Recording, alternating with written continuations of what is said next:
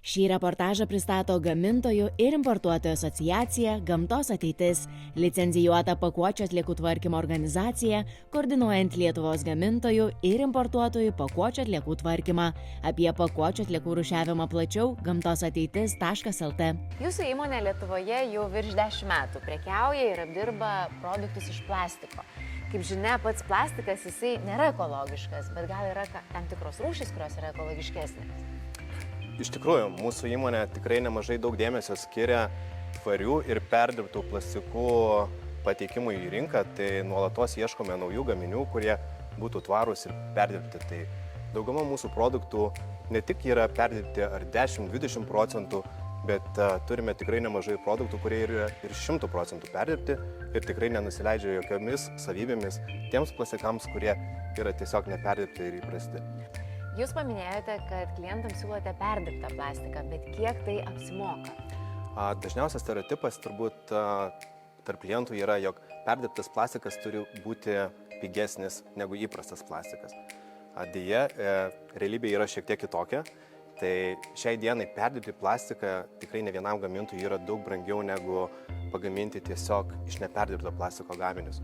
Bet džiugu tą paminėti, kad, nežinau, turbūt ir mūsų visas suvokimas ir pati ekonomika eina link tikrai didelio tvarumo keliu ir kai kurie klientai tikrai jau geba mokėti daugiau negu už įprastus plastikus.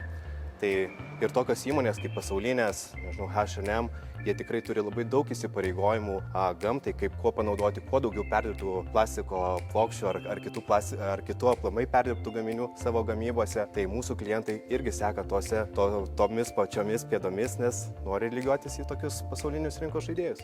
O kalbant bendrai apie ekologiją ir tvarumą, kokius tvarius sprendimus taikote įmonėje? Turbūt labiausiai norėčiau paminėti, kad šiuo metu mūsų įmonė gyvena vienu projektu. Tai šiuo metu mes vystome žiedinės ekonomikos projektą. Viso to esmė yra, kad kaip mes, kaip medžiagų tiekėjas, tiekiame į rinką plastiko plokštės.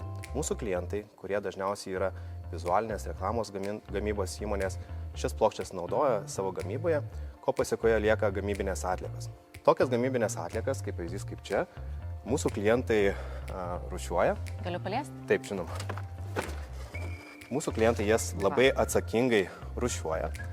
Mes jas vėl atgal surenkame ir mūsų bei partnerių pagalba visas šias gamybinės atliekas mes perdarbėme iki granulių pavidalo. Vėliau tas granulės perdirbtas mes tiekiame atgal mūsų plastiko medžiagų tiekėjams, gamintojams, kurie iš jų jau pagamina visiškai 100% perdirbtas plastiko plokštės, kurias mes vėl nuperkame ir patiekiame į rinką atgal ir mūsų klientai vėl naudoja jas savo gamyboje.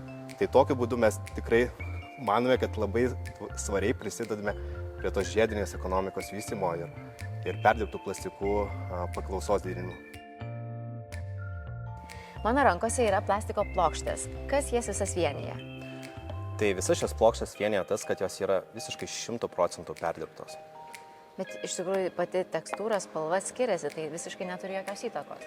Taip, nes panaudojimo sritys yra visiškai skirtingos. Tarkim, kaip pavyzdys šita plokštė yra naudojama kaip laikino kelio danga. Tarkim, apsaugoti kažkokią gerbūvį, žolę ir panašiai statybų metu. Tikrai dabar, kaip pasakėt, tai taip. O pavyzdžiui, šita plokštė kam yra naudojama?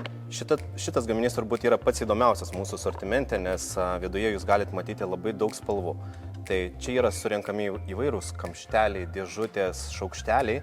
Jie yra visiškai sumalami ir vientisa masė padaroma ir toliau perdirbamos į tokias plokščias. Tai šitos plokščias yra labai gera alternatyva, kaip pavyzdys mums labai žinomom fanieros plokščiam. Bet jos yra daug pranašesnės to, kad gali būti panaudotos lauko sąlygomis daug daugiau kartų. Jos yra atsparios chemikalams, drėgmei, vandeniui ir panašiai. O dar bendrai pakalbėkime apie produktų pakuotes ir rūšiavimą. Taip, tai mes ne tik ir patys rūšiuojame gamybinės plastiko atliekas, bet tą patį darome ir su savo pakuotėmis, tame tarpe ir kartoninės ar plastikinės pakuotės.